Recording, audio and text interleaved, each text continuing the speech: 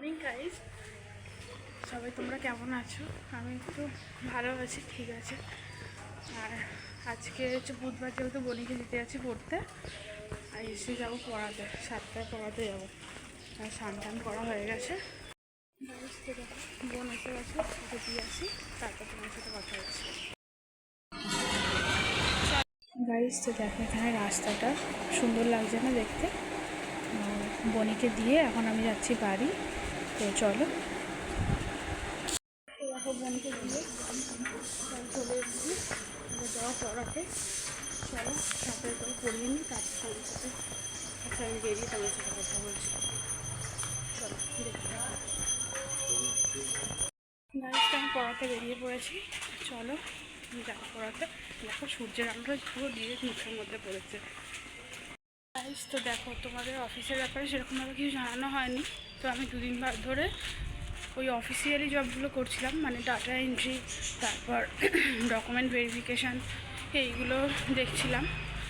তো অ্যাকচুয়ালি কাজ এরকম অফিসেই হবে, মানে আমার যেহেতু ফ্রন্ট অফিসে ডিউটি করছি, তো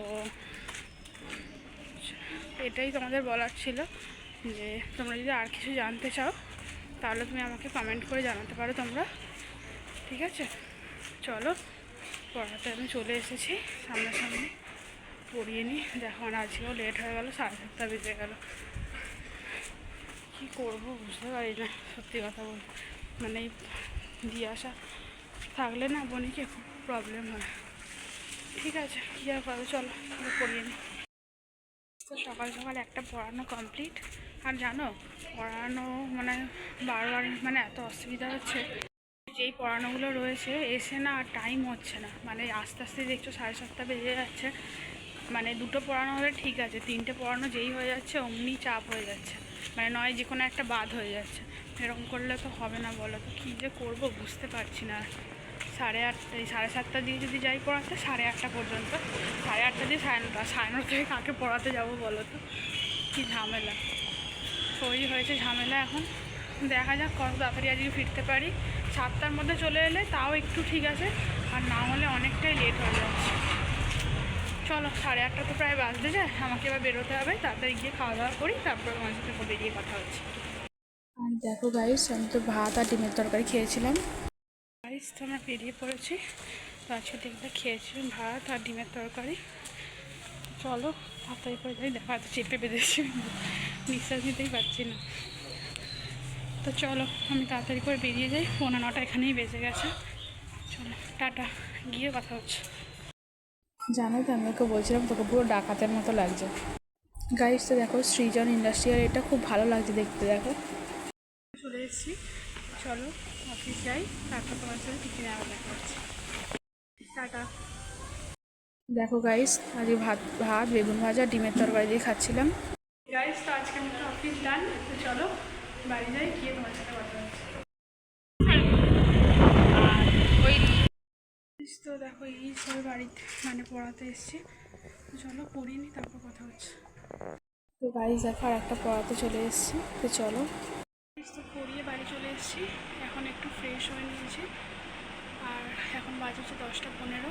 আর আমি দেখো মানে একটু বাথরুমে গিয়েছিলাম ফ্রেশ হতে, আর একটা আমাকে চুড়িদার দিয়েছি, যাদের বাড়িতে পড়াতে গিয়েছিলাম তাদের বাড়ি থেকে, তারাও দেখাচ্ছি। এই যে দেখো, এই চুড়িদারটা দিয়েছে, এইটা হচ্ছে প্যান্ট, আর এটা ওড়না। তো তোমাদেরকে কালকে খুলে দেখাবো, কারণ মা বাবা বোন কেউ ওদের বাড়িতে নেই, মামার বাড়িতে গেছে, আর আজকেই ওদের যাওয়ার কথা হচ্ছে ওই গ্যাংটকে, আজকেই ট্রেন আছে। তো চলো আমি একটু কাজগুলো রয়েছে সেগুলো গুছিয়ে নিই, তারপর তোমাদের সাথে কথা হচ্ছে। গাইস দেখো, আমি একটা মুখে ফেস প্যাক লাগিয়েছি, কারণ সারাদিন না মুখটা পুরো ডাল হয়ে থাকে, আর এত মানে পলিউশন, তার জন্য। তো কফির একটা ফেস প্যাক হোমমেড বানিয়েছিলাম, তো ওটাই লাগিয়েছি। তো চলো একটু ড্রাই হয়ে যাক, তারপরে ধুয়ে নেবো, কারণ এখন বাজে হচ্ছে 10:10, 10:20 নাগাদ ধুয়ে নেবো। চলো একদম ফ্রেশ হয়ে তারপর তোমার সামনে আসছি। দেখো গাইস, মুখটা কতটা ক্লিয়ার লাগছে, কতটা ফ্রেশ লাগছে, তাই না? চলো। তো গাইস দেখো, মা বাড়ি থেকে মা পরোটা, আলুর দম আর মাংস এনেছিলো, ওটাই খাচ্ছিলাম।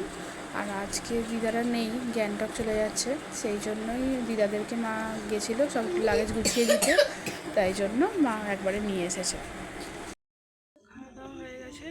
তো চলো একটু শুয়ে পড়ি, ভালো লাগছে না, আর কি ঘুম পেয়েছে, আর চোখ মুখ যেন জ্বালা করছে যেন। তো চলো আজকের মতো ভিডিও এতটাই, দেখা হচ্ছে কালকে একটা নতুন ব্লগের সাথে। তোমরা সবাই খুব ভালো থেকো, সুস্থ